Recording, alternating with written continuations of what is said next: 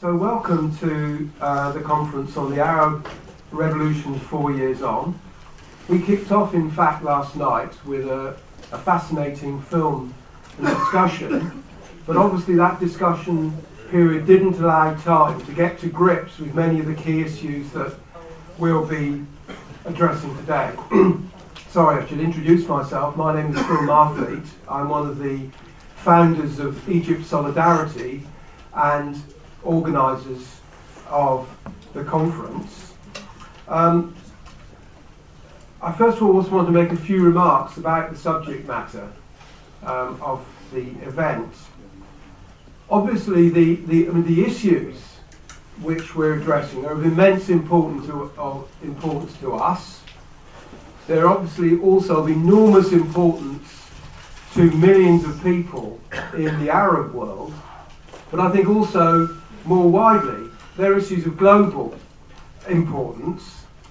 When the so-called Arab Spring uprisings began in 2011, almost instantly, I think, hundreds of millions of people worldwide recognised the mass movements as in defiance of authorities worldwide, of the neoliberal agenda, and especially of autocracy.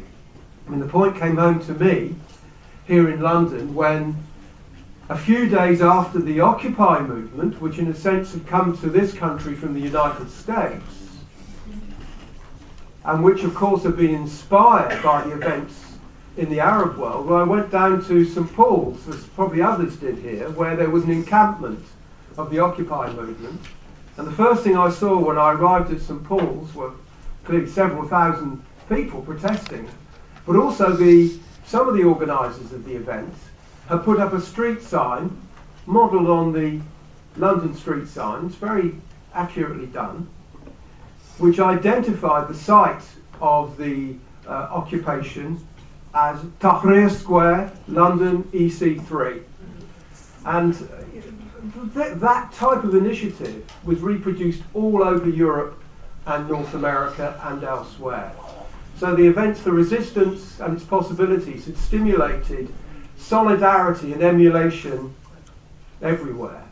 Now last night we saw the film We Are the Giant, which I strongly recommend to those who weren't able to watch it last night, helping to set the context for our discussions.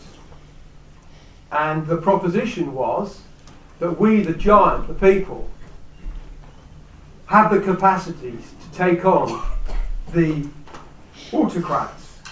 And I think one of the most interesting aspects of the Arab uprisings has been the decisive answer to those many people, especially academics and media people, who argued for decades that these sorts of movements couldn't appear in the Middle East. There was something called Arab or Islamic exceptionalism. Academics especially fond of this, which said that the culture of the region made people disinclined to engage in mass democratic activity from below. And I think that the uprisings, the revolutions, have decisively addressed that issue. The question is how to understand the events and how to advance the contestation which was evident across the region. I mean, the first session, which we'll come to in just a moment, addresses the issue of, is it over, in effect? I mean, we have very, very serious enemies. Any doubt at all about that, I encourage people to have a cup of strong tea first, or coffee, and then to read the article in the London Review of Books, which has just appeared in the last couple of days, on Egypt's prisons. It's a very, very sobering article. We have very serious enemies. But the process of change continues. I think one indicator of this is this very event, this meeting, with people participating from all over the region, And we have speakers from Egypt, from Syria, from Palestine, from Morocco, from Bahrain, and of course people are meeting all over the region as well, and drawing the lessons, the conclusions, and thinking about how to take their struggles forward, because there will be other rounds. And one of our purposes in our discussion today is to think about how our brothers and sisters and comrades in the region, we ourselves here, conduct ourselves in relation to the struggles to come. Okay, well that brings us to the first session, and as you will see from your programme, we have 3 speakers, and I'm going to introduce them quickly now and then ask them to speak in the order in which they appear on the programme. So first of all, Gilbert Achcar is Professor of Development Studies and International Relations here at SOAS, and he's the author of numerous books, including The People Want, a Radical Exploration of the Arab Uprising. He's our first speaker, and he'll be followed by Maryam Al-Khawaja, who spoke to us last night. We're very grateful to her for travelling over from Denmark, where she's currently living, to be with us. She is she's a Bahraini activist, clearly. She's co-director of the Gulf Centre for Human Rights, which works to support and protect human rights defenders in the Gulf region by promoting freedom of expression, association and peaceful assembly. And our final speaker in this first session will be Sameh Naguib. He's a leading member of the Revolutionary Socialists in Egypt. He's the author of The Egyptian Revolution, which was published in the first year of the revolution, and he's written very widely on political economy and political movements and the developments in Egypt. So our speakers are going to talk to us for 20 minutes each. We'll have some time for discussion afterwards, but we'll also have time later in the day in the plenary session to take up some of the themes that they identify. So first of all, I'm going to welcome Gilbert Achcar.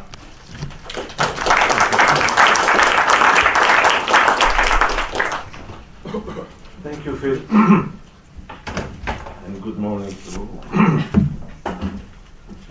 Right.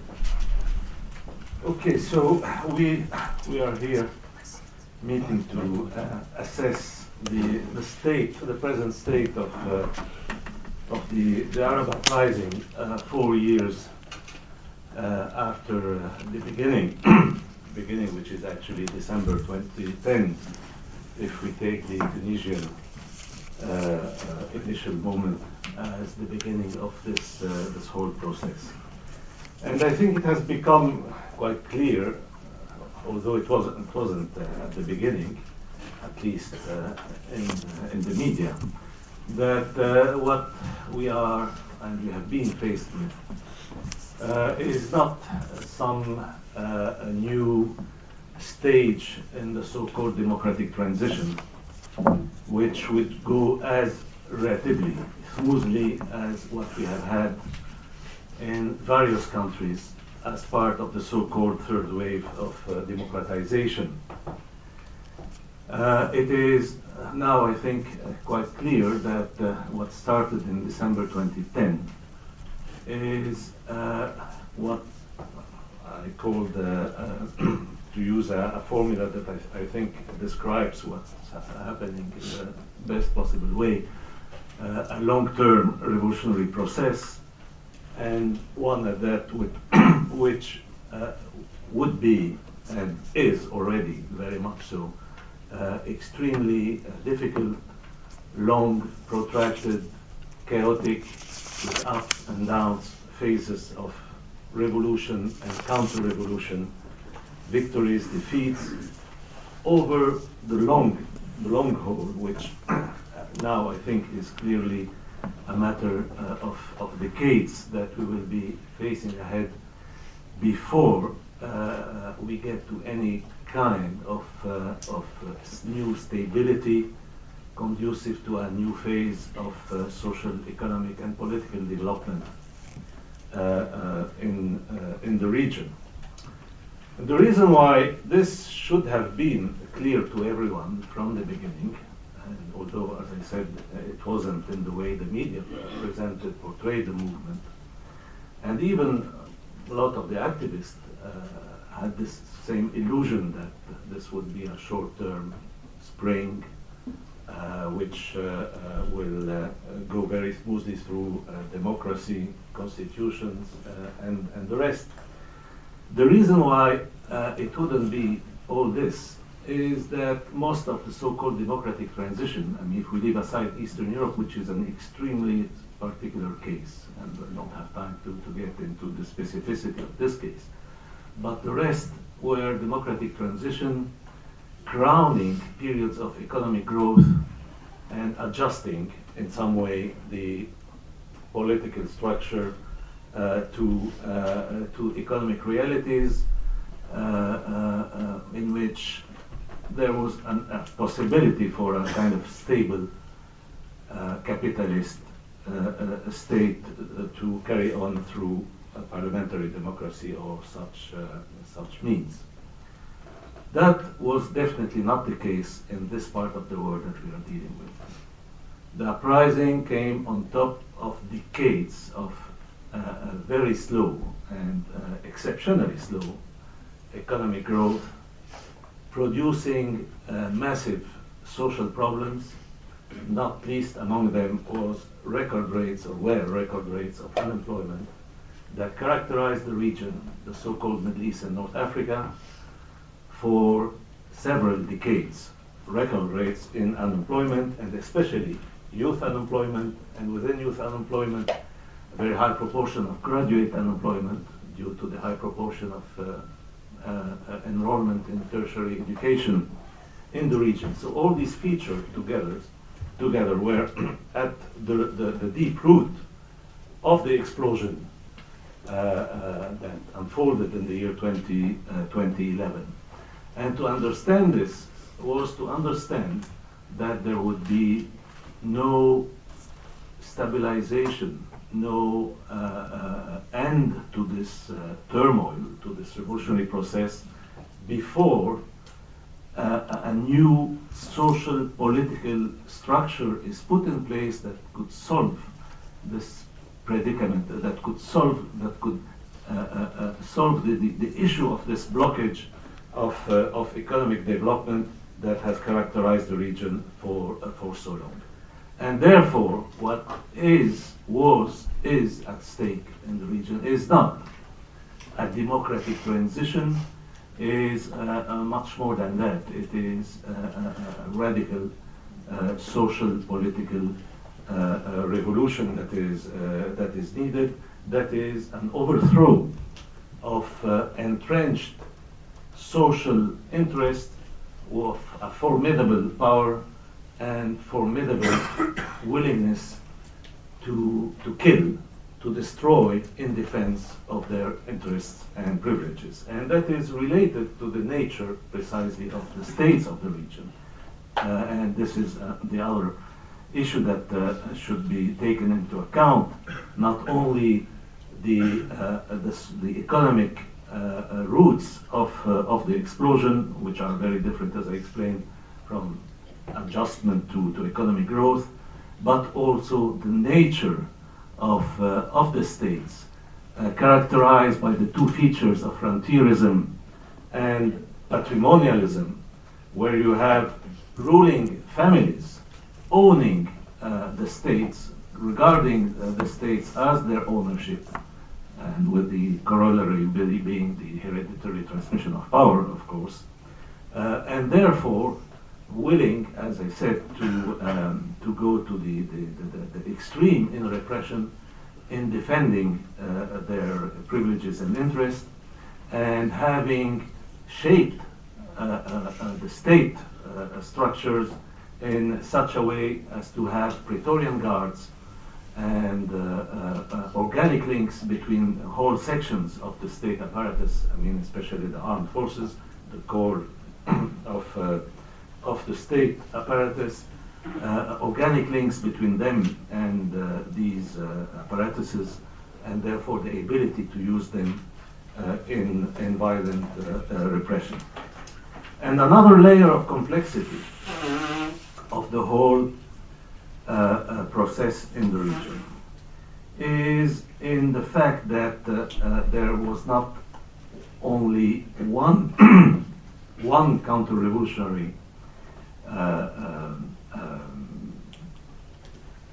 let's say, one counter-revolutionary alternative to the revolution, but two. The usual one, of course, was there. That is the Ancien Regime, the existing states and regimes. But the peculiarity of the region is that we have seen the unfolding over the last few decades on the background of the decline of the really existing progressive forces in the region, and above all left-wing nationalism. We have seen the unfolding of forces which initially were propelled by the regimes themselves as antidotes, and this applies to all regimes in the region, as antidotes to the left in all its shapes, and that later on became main vehicles for mass discontent in the absence of, or in faced with the weakness of progressive forces in this regard. And I'm speaking here, of course, of the forces of what I would describe programmatically, that's the common feature that characterizes them, Islamic fundamentalism. Islamic fundamentalist forces, and we have seen these two alternatives represented in what is the main, the linchpin of counter-revolution in the region, the Gulf Cooperation Council, with the Saudi Kingdom playing the card of the defense of the old regime everywhere, with two exceptions, which are Libya and Syria, for specific reasons. I also don't have time to get into the reasons why, but otherwise it was a defense of the old regime everywhere. And the Emirate of Qatar playing the other card, especially through the Muslim Brotherhood, the regional organization of the Muslim Brotherhood, offering an alternative to the democratic, progressive dynamics of the uprising. And we have seen Washington playing on both alternatives, trying to use them, and actually now very much pushing for an agreement between both wings of the counter-revolutionary, the counter-revolution in the region. Now, what started in 2010, 2011 involved a tremendous potential, revolutionary potential, of which we have seen in 2011 one aspect, and we have seen also in various moments of this whole process how important it could be. One of these moments was in just as a revealing event when 5 million people voted in 2012 in the first round of presidential election in Egypt for a candidate representing or defining himself as representative of the progressive heritage of Nasserism against two candidates representing one, the old regime, the military, and the other, the Muslim Brotherhood. And this included the largest vote in a city which was believed to be the stronghold of the Muslim Brotherhood, which is Alexandria. So this showed that there is a huge potential there. I mean, this was one revealing event among others. But at the same time, it illustrates very much the issue that I would call the problem of leadership, which is definitely the most serious and the greatest weakness of this whole uprising. It's the greatest weakness in various senses. One of them is the absence of organized revolutionary forces, or the quasi-absence, or their great weakness in many countries of the region. But that's only part of the story, because we have seen how nowadays, and this is in part due to also the modern technologies of communication make possible. We have seen how quickly revolutionary networks can come into existence using this, building on a potential when the potential exists. Spain, for instance, is an illustration of this with the rise of Podemos presently. Now, the issue, therefore, is, I would say, beyond and even more than the issue of the organized existence of such forces. It is that of strategy. And here we have, I would say, the greatest and most serious problem of what is facing the Arab uprising. I was a couple of days ago in Tunisia, and it's an excellent illustration of the same problem that we find almost, everywhere, in every country of the region. There we have the best possible potential of all countries of the region for two combined reasons. One is the existence of autonomous workers movement, or semi-autonomous, but at the level of the rank and file and intermediary leadership, real potential, representing the opposition, a real opposition to the existing regime, and we had relatively to the rest of the Arab countries, powerful or sizable left-wing forces that regrouped in various coalitions since the beginning of the uprising.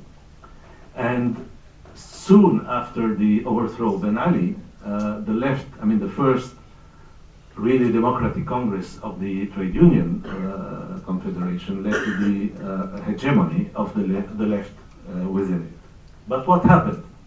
Well, what happened is this, that the Tunisian left, and again without going into details, just going to the most recent period, ended up allying with remnants of the old regime in the opposition to the Muslim Brotherhood, to the Nahda, which is the local Muslim Brotherhood, especially after the assassination of two of the left-wing figures, two of the key figures of the Tunisian left wing.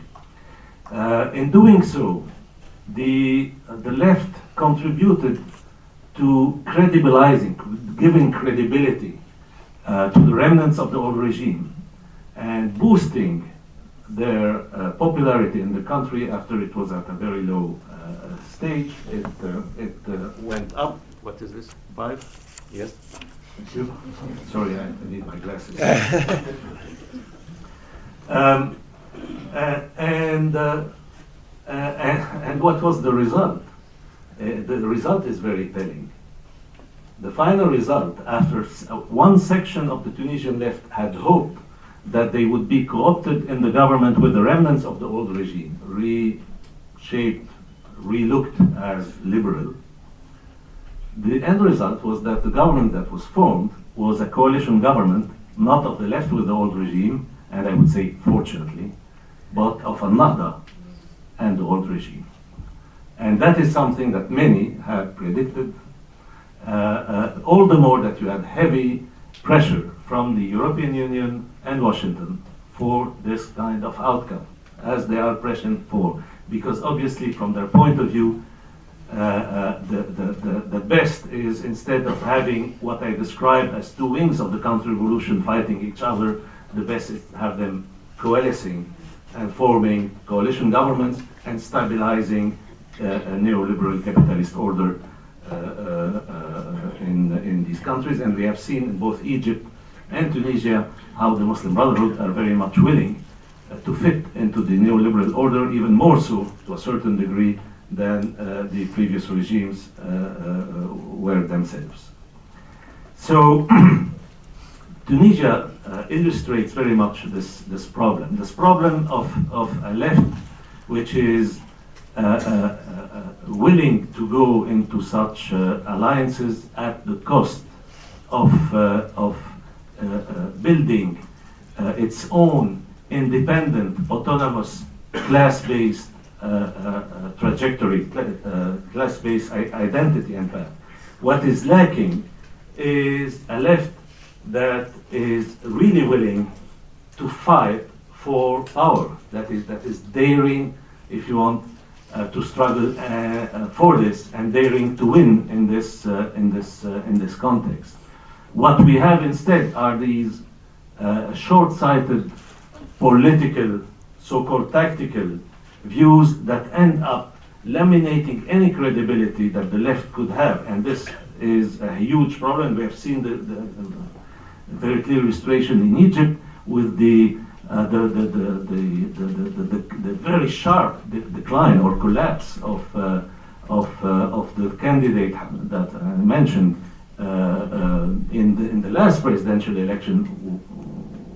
Although, of course, there's a lot to say about this election itself, but nevertheless, it was undisputable that this man, speaking here of the Nasser's candidate, lost all credibility, and that was because he backed the old regime in the fight against the Muslim Brotherhood. So we can find the same pattern repeating everywhere. We have it also in Syria from the start, actually, but there differently, in the sense that the forces that initiated the democratic, progressive young people who initiated the Syrian uprising made the terrible mistake of accepting the so-called National Council, dominated by the Muslim Brotherhood and sponsored by Qatar and Turkey, and behind them Western imperialism, as the representative of the Syrian people and the Syrian revolution.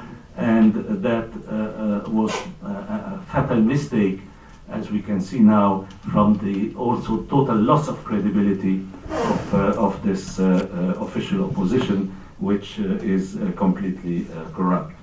And this problem of the leadership is an extremely serious and, I would say, tragic problem, because in the absence of such, the build-up of such a leadership representing an autonomous, class-based alternative to what exists, the risk is that the region will descend into what I call the clash of barbarisms, and of which Syria nowadays has become a very, very tragic illustration, where we see the huge barbarism of the Syrian regime producing and creating the conditions for the growth of a counter-barbarism represented by the so-called Islamic State, and with a Syrian revolution that has been crushed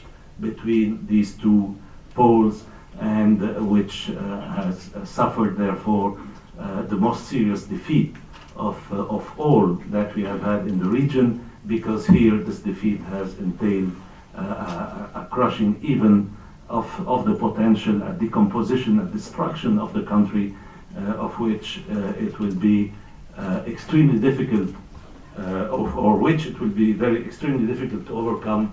But the situation remains, nevertheless, I would say, open in the long run at the regional level, because, and I end with this is indeed, as I said, a long-term revolutionary process, and it will carry on for decades, and revolutionary forces should think in terms of very long-term strategies and not in the short run, which is presently inviting to pessimism and gloomy perspective. Thank you very much.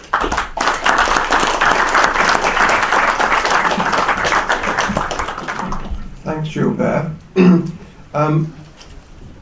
I don't think I emphasised properly at the beginning the way in which this conference has been organised. It's been a collaboration between the MENA Solidarity group, Egypt Solidarity, and BahrainWatch, and the involvement of our friends from Bahrain has been extremely important, and we now are fortunate enough to have with us Maryam Al-Khawaja from Bahrain, and as I said earlier, one of the key Bahraini human rights activists. So I'll pass over to her. Thank you. Thank you all for coming out this morning. I wanted to start by talking about the situation in the Gulf countries in general, and then focusing on Bahrain specifically and the situation in Bahrain, in answering the question of whether the counter-revolutionary forces have been successful in ending the so-called Arab Spring. When we're looking at the Gulf countries, I think for a very long time there's been several issues when dealing with the Gulf, and specifically the Gulf Cooperation Council. And that is one that, when looked at, it always seemed that the monarchies existed without the populations. And that's the way that it was dealt with as well. When setting up economic deals, when setting up security deals, when talking about the infrastructure of these countries, a lot of times the populations seem to not exist. And I think that was a big part of the problem. The second thing was, of course, the lack of awareness and information. I remember in 2011 when the protest movement was starting in Bahrain, a lot of researchers would come talk to me about finding books about the Gulf, about Bahrain, and there's such a limited amount of books out there, information about the Gulf countries and the situation inside those Gulf countries and the social makeup of the populations in the Gulf countries, that there really is a limitation on how much people can read and learn about the situation and the history of the GCC. Now, what we've seen, of course, is that, unfortunately for the Bahrainis, the Gulf Cooperation Council protects itself. Not that they don't have their own internal struggles. I mean, I'm sure many of you remember when there was a falling out between Saudi Arabia and Qatar. And just like children in a playground, the way that they dealt with it was that the Saudis and the Emiratis and the Bahrainis withdrew their ambassadors from Qatar as a response to tell the Qataris that they were angry with them. And it was only when Qatar did what the Saudis wanted that they allowed their ambassadors to return. And so they do have their own internal conflicts. But when it comes to the survival of the GCC, they fall in line. And I think that that's been instrumental to the situation in the region, not just the Gulf Cooperation Council countries. But what's interesting is that we have seen an effect. A lot of times when we talk about the Gulf, even Bahrain, most people like to refer to Bahrain as the failed revolution, or the revolution that ended pretty much in 2011. And yet, we've started to see trends, we've started to see events happening in many GCC countries that we hadn't really seen before.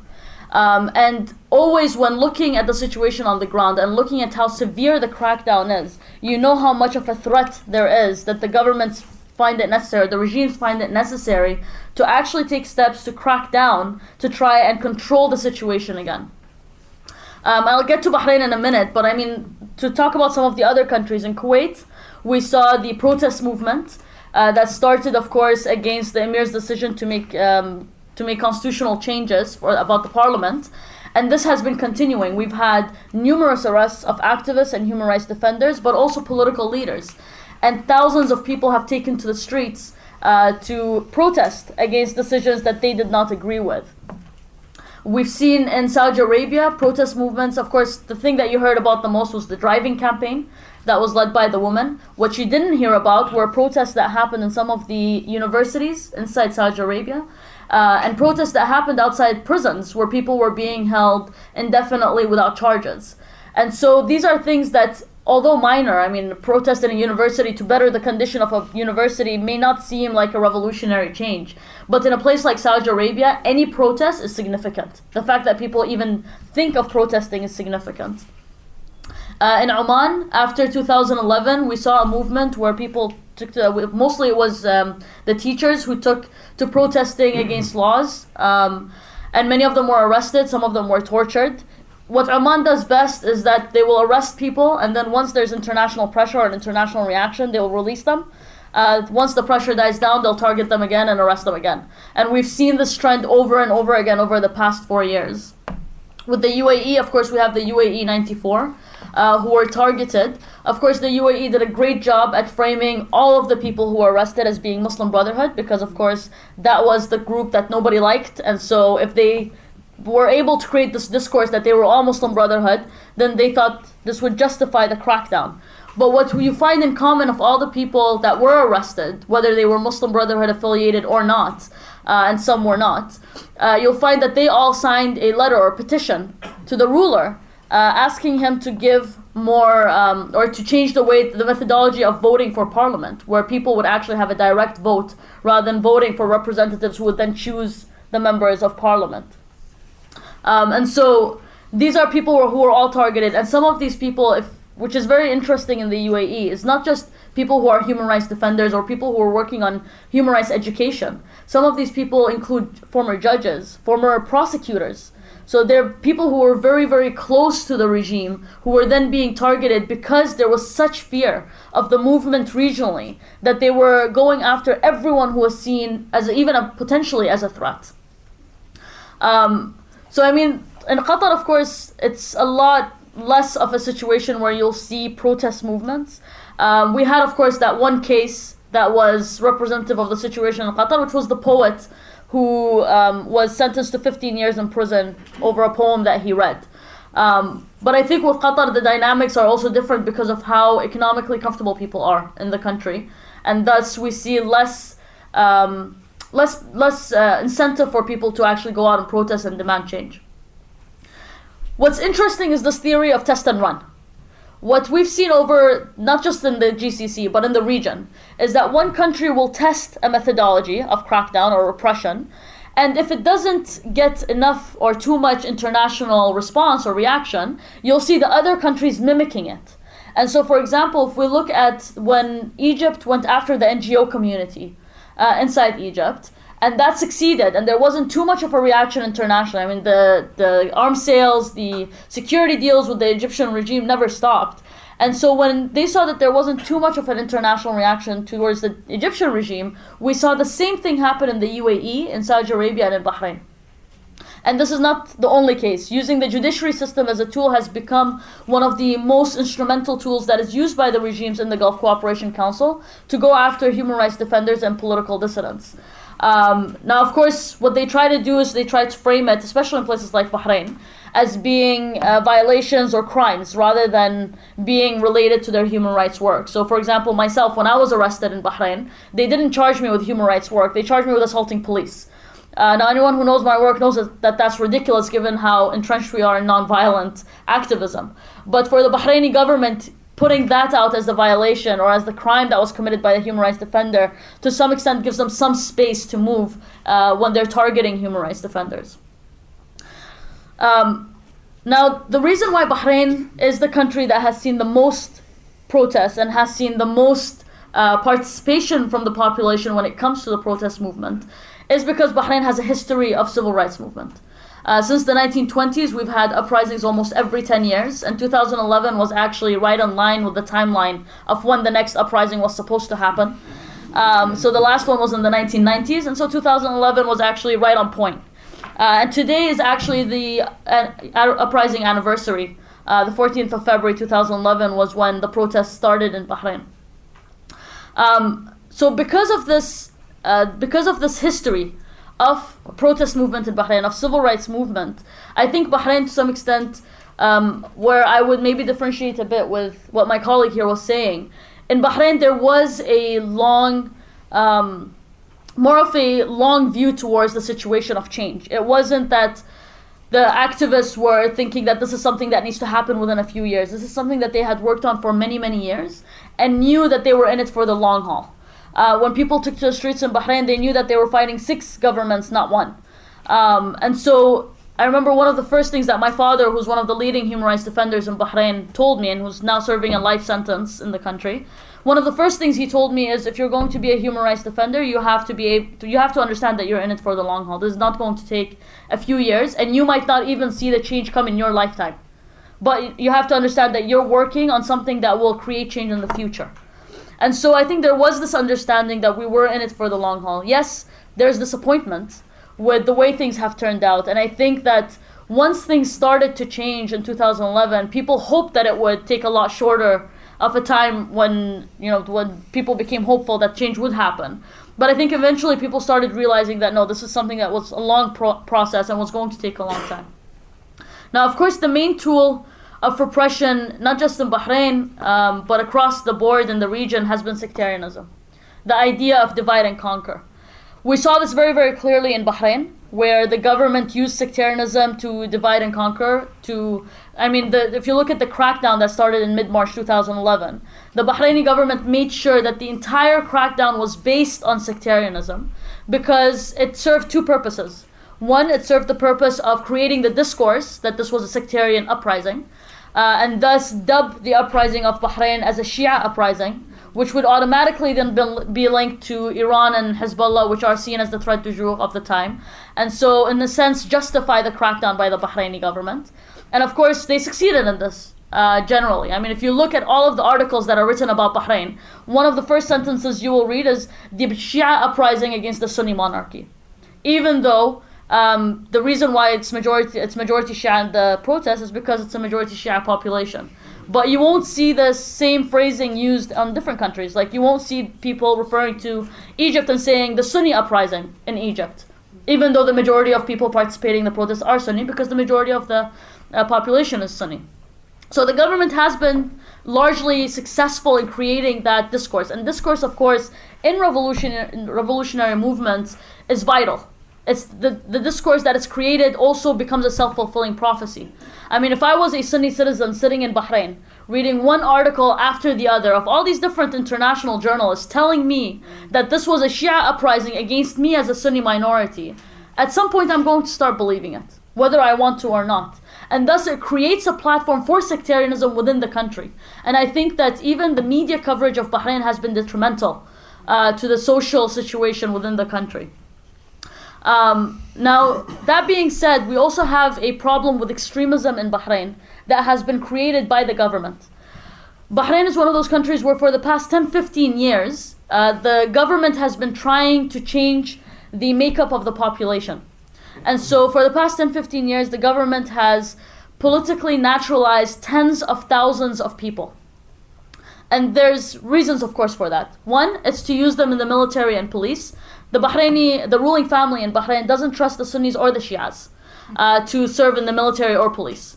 And so what they do is they bring people from the outside to employ in the military and police. And so our police force and military is mainly made up of Pakistanis, Yemenis, Jordanians, and Syrians. And the thing is that they're very specific about who they politically naturalize.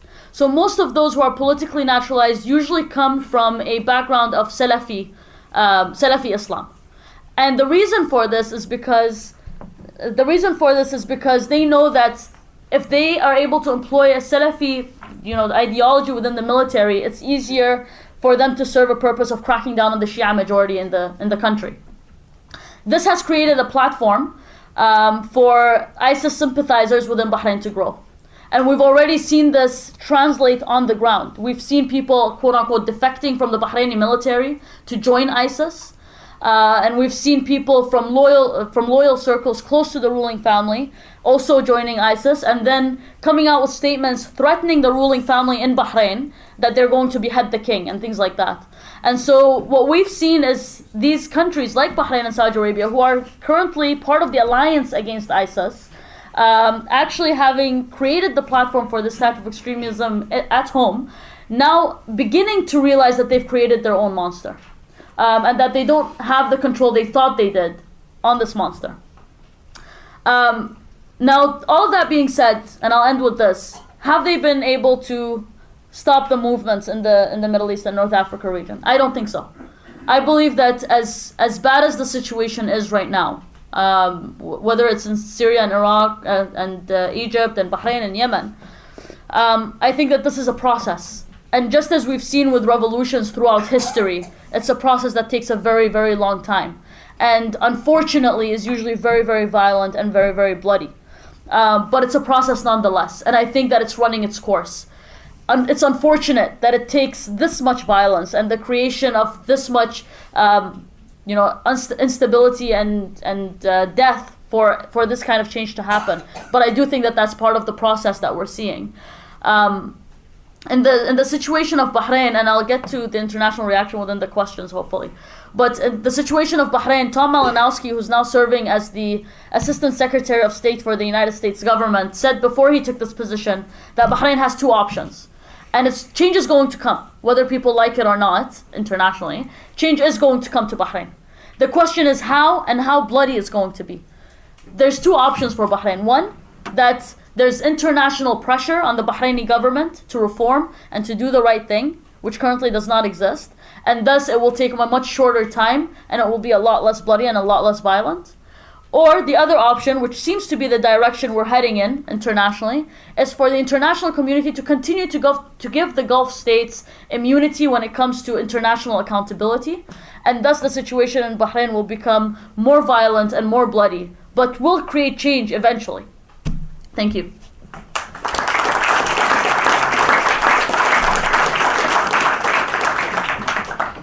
Thanks, Maryam. Sameh.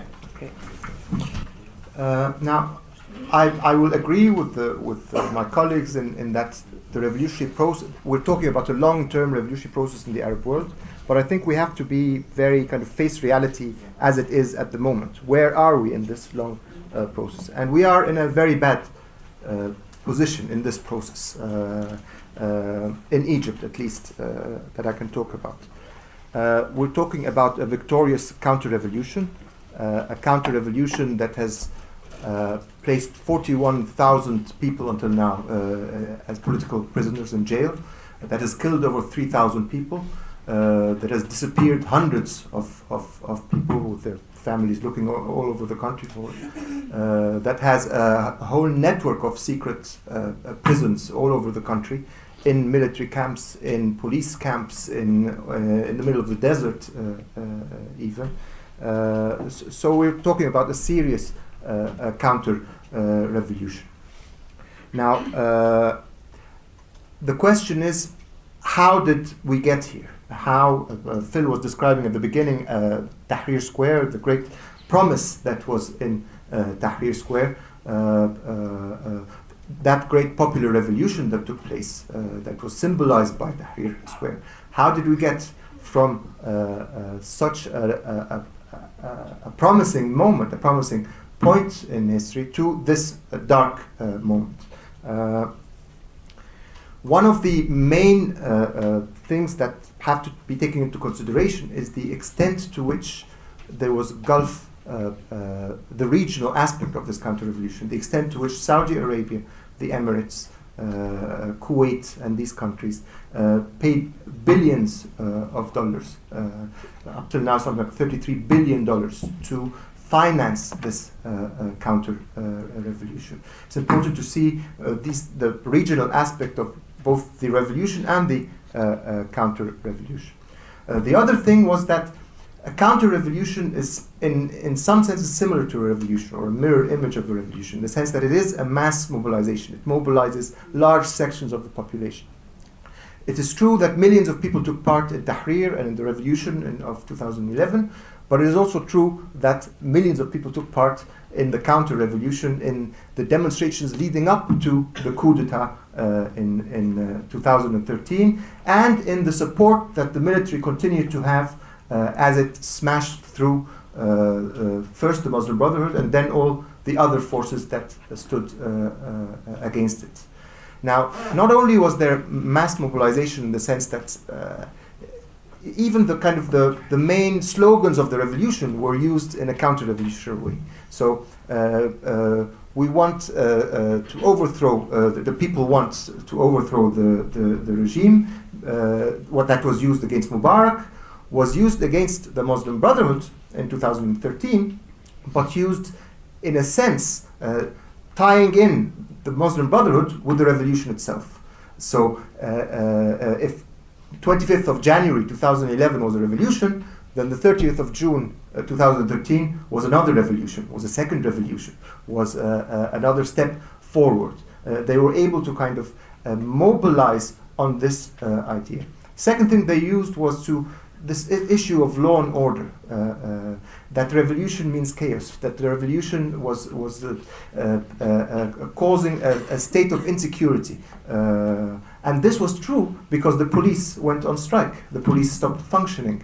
In a very planned, obvious way, the police stopped functioning, and the media, pushed by the military, started pushing this idea that not only are the Muslim Brotherhood crazy and going to take us into a kind of Syrian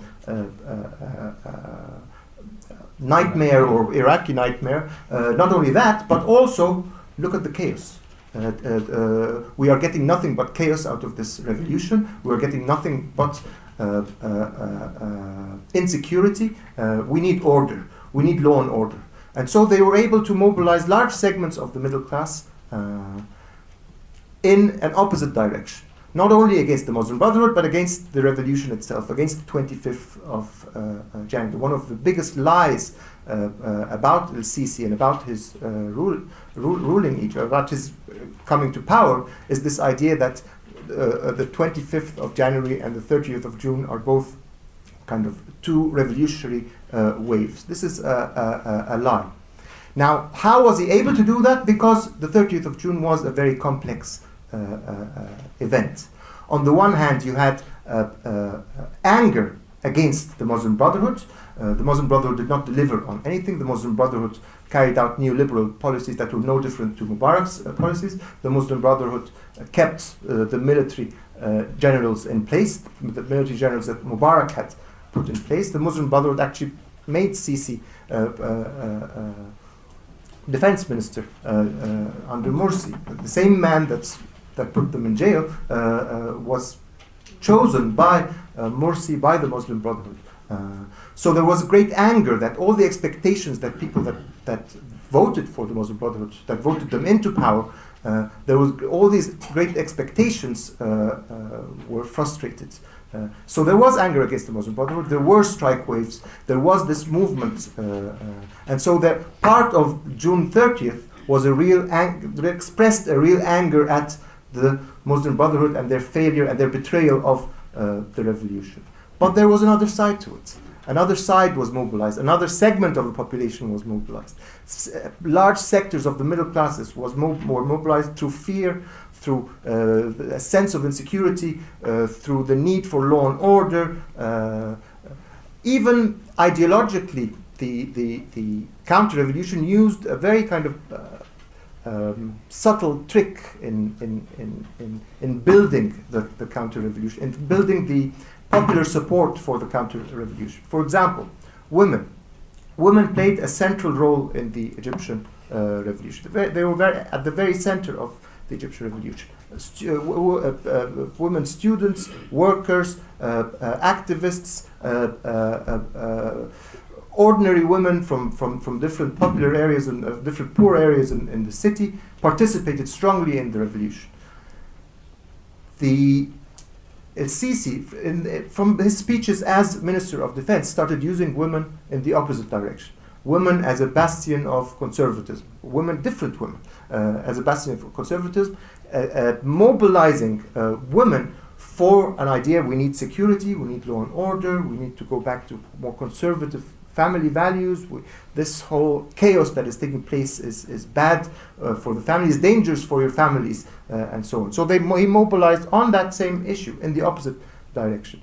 Copts, the Egyptian Christians, played a central role in the revolution, and it was a very important role. It was, of course, a minority role because they are a minority of the population, but it was a central role, and it gave the revolution, the original revolution, a secular democratic kind of nature by definition, because it couldn't turn Islamist because there are so many Copts involved, there are so many Christians involved in the process. El-Sisi again used the same issue of the Copts in the opposite direction. The Islamists are going to kill you, or we're going in a Syrian direction, you're all going to die, or you'll have to leave the country. Only the army can protect you, only the state can protect you. You have to support the state, you have to support law and order. This revolution will get you nothing but chaos, will get you nothing but Islamists in power. And he used this very successfully in a sustained campaign. things like the Egyptian flag, the meaning of the Egyptian flag. So the Egyptian flag on 25th of January 2011, in the 18 days, was a symbol of the revolution. It was used by people as a symbol of a revolution. And that made some sense, because that was a flag that was connected in people's minds with independence, with previous battles for independence and so on. But it was easily used by the army in the opposite direction. Today, when you think of the Egyptian flag, you think of Al-Sisi standing in front of it. You think of people holding the Egyptian flag in one hand and Al-Sisi's a picture of the general in the other hand. So, in a sense, this whole process shows the complexity of revolution and counter-revolution, the ideological aspects involved in it. Now, this revolution was betrayed twice, and according to how I understand it, it was betrayed first by the Muslim Brotherhood when they were elected to power and did absolutely nothing. Did absolutely nothing to dismantle the state of Mubarak, did absolutely nothing to change the economic policies of Mubarak, and obviously could do nothing in terms of sectarianism and the question of women's liberation, because they had a very conservative agenda on these two issues. So they were paralyzed in power. And they were paralyzed for another reason. Because it's such an elitist movement, the Muslim Brotherhood, it could not mobilize beyond its ranks. It could not mobilize on a scale that would protect its existence in power. They are scared of mobilizing the masses because they feel they can't control it, but at the same time, this pushes them to make more and more concessions to those in power. The Muslim Brotherhood weren't really in power. The army, the police, the judiciary, the media were all in the Mubarak camp. They had not been able to, they were never able to take over those forces completely. But the revolution was betrayed once more by the secular opposition. And this Gilbert talked about a little in the case of Hamdin is a very clear case of that, by allying themselves with the remnants of the Mubarak regime. On the argument that Islamism is the main problem, Islamism is the thing we should all be united against. They created a united front with the old regime, with the Mubarak's ministers, with the army, with the same people that ruled during Mubarak's time, on the assumption that this is just a stage, we're going to get rid of the Muslim Brotherhood, and then we could continue the revolution as if nothing happened. And that was a huge betrayal of the revolution, and it ended up in them being completely washed out politically in front of, in terms of their losing all the popularity that they had gained in the early days of the revolution. Now, okay, where do we go from here? Now, first of all, the counter-revolution is in trouble. Okay, it is able to kind of carry out all this violence against the Egyptian people, against the Muslim Brotherhood, against other opposition forces, but it is in trouble. Why is it in trouble? It is in trouble because it does not have a political party. Al-Sisi does not have a political party. He relies completely on the old regime, or on the National Democratic Party of the old regime, which is a serious problem for him, because it was exactly that machinery that caused the revolution. It was exactly the corruption and the inefficiency of that machinery that kind of pushed people towards a revolution. Again, Al-Sisi needs the police force. They are rebuilding the same police force with the same officers, using the same methods that were used during the Mubarak era. He has no alternatives. This is one of the silliest kind of ideas being thrown around, that this is a second Nasser. This has nothing to do with Nasser. This is a Saudi-financed Mubarak-era military general that can do nothing but continue with neoliberal policies, serving the same classes in the same corrupt method. So none of the main structural issues that existed during the Mubarak era have been solved and can be solved by, obviously, by a Mubarak general. So there is no way forward in that sense. But also another very important aspect that should make us optimistic, despite the fact that we have to clearly understand the difficulties in front of us, is that hundreds of thousands of young people experience an actual revolution, experience something that happens very few times in a century worldwide, a revolution that involved millions of people. This experience has not evaporated. These people are still young people. They can't jail them all. They can't completely. This experience cannot evaporate. It still exists, and you see bursts of that happening all the time. These bursts are happening both because the regime itself is in trouble. It's unable to form a real political alternative. It's unable to dismantle even the corrupt sectors of the old regime, even in a show of change in any kind of real positive way.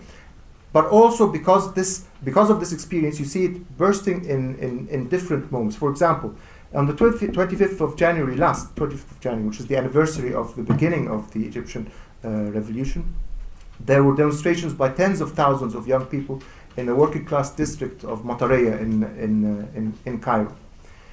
The demonstrations were so big and so unexpectedly big, because there are usually smaller Muslim Brotherhood demonstrations. They were so big that they were able to break through police lines. The first time there's a serious kind of breach in police lines since the original 2011 revolution. They had to get American helicopters to shoot people with snipers to end those demonstrations. There are kind of small sparks that you can see happening. Obviously, there's not enough time to go into it. We need a lot of political work to prepare for the next revolution. And I agree with my colleagues, there are coming episodes in this revolution, and we need to learn from our mistakes and from our weaknesses if we are going to succeed in the next revolution. Thank you.